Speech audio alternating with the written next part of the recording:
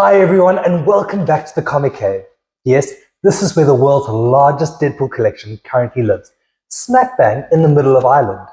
As you can see, I have my favorite resident guest joining me today. You haven't been on the show in quite a while. Yeah. Why? Because I've missed you. How are you doing? You good? yeah, good. Awesome. Please remember to like and subscribe. Tell your friends about the show so we can grow the channel. We really do love getting all the messages and really appreciate it. We have a few things to talk about today. The new castings for Superman Legacy, the new set photos for Deadpool that broke the internet again, and hopefully I can drop a little comic knowledge for characters coming up, all in under 10 minutes. Stick around till after the intro and we will get right into this week's top story.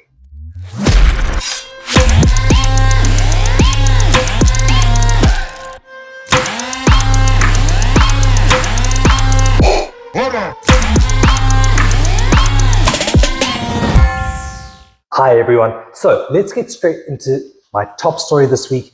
And I'm not going to make the show all about Deadpool 3, even though that's pretty easy. Our top story this week is a DC one. We had new casting, well, the new castings have come out for Gunn and Safran's Superman Legacy. And the big one, obviously for me, favorite character, he has a bowl cut, the Green Lantern, Guy Gardner. He's going to be played by Nathan Fillion. And he's a phenomenal actor.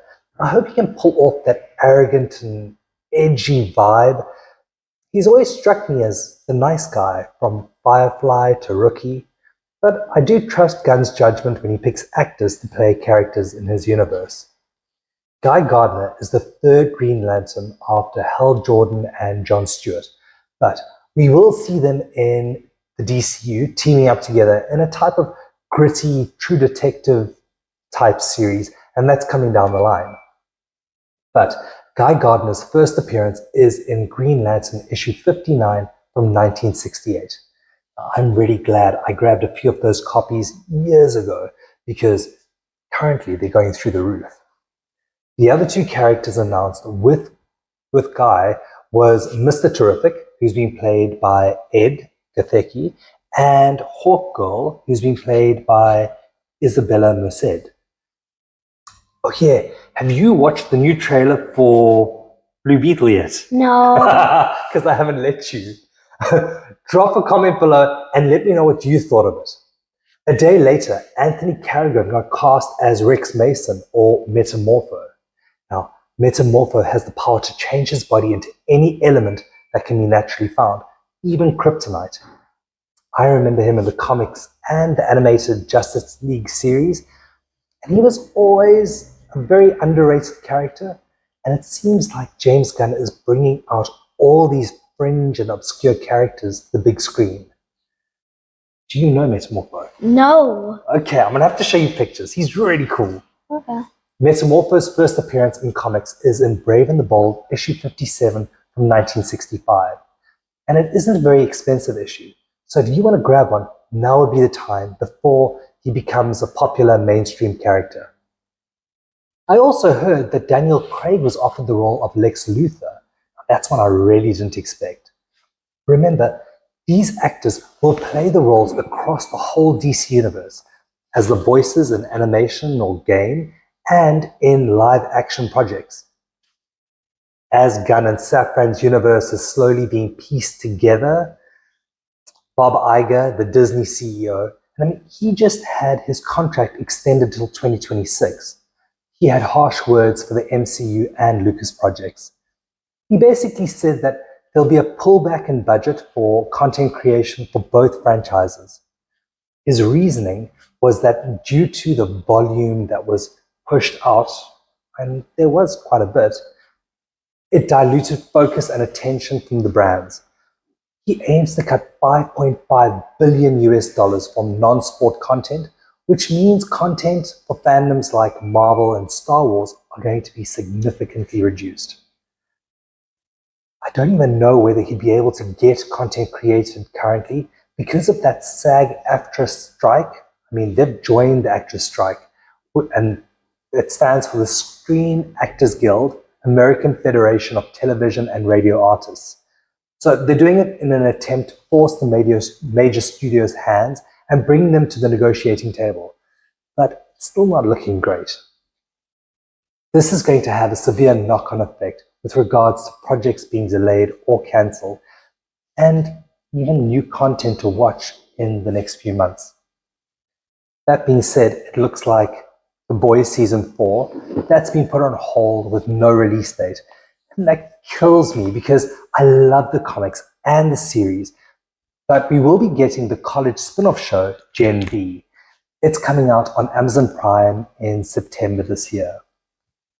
Shang-Chi 2 has unfortunately been pushed back even further after Avengers the Kang Dynasty movie. And I mean, that's if you're going to get it at all. It's easy to delve into Deadpool news because not only did we see Wilby's yellow and blue costume, we started seeing some of the initial fight scenes being filmed for Deadpool 3. And people are losing their minds, me included. I haven't shown you those pictures either. You're a little bit young for Deadpool.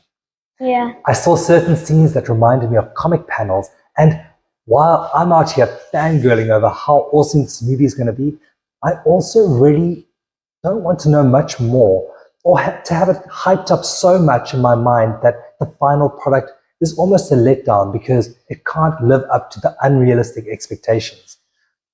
There were other rumors that we might see Dogpool in Deadpool 3 and that they will finally show Scarlet Witch as Magneto's daughter. Not only that, we might see an epic battle between two Class 5 mutants, Jean Grey and Scarlet Witch. Unfortunately, the latest news out is saying that they have stopped filming due to the actor strike, and that Deadpool 3 is the first movie to be impacted, where essentially tools have been downed and production has come to a halt. That's very sad. Yes. It is. Quickly, we might see Anson Mount back again in the MCU as Black Bolt, so hopefully the Inhumans haven't been ruled out yet as a team in the Marvel Universe. Maybe they can bring them into Secret Wars. It's been long enough now, so I think I can speak about Guardians of the Galaxy Volume 3. If you watch the movie, you would know that the final post-credit scene ends by saying Star-Lord will be back. It seems like James Gunn has discussed a standalone movie, the Star-Lord movie, with Chris Pratt. Well, there was also a deleted scene that saw the High Evolutionary. He was still alive, and he was being imprisoned by Rocket Raccoon at the end of the movie. And this is a cool piece of trivia. Did you know that James Gunn had originally planned for Lambshank, and that's the weird, funny character, to be Stan Lee's cameo appearance in the movie before he passed away? I mean, he was just going to CGI his face onto it and get him to do a voiceover. Well, seems like I'm out of time again this week. Time flies when you're having fun. Thanks for joining us. Till next week. Okay. Catch you on the side of the flipping. Okay, bye. Okay, bye.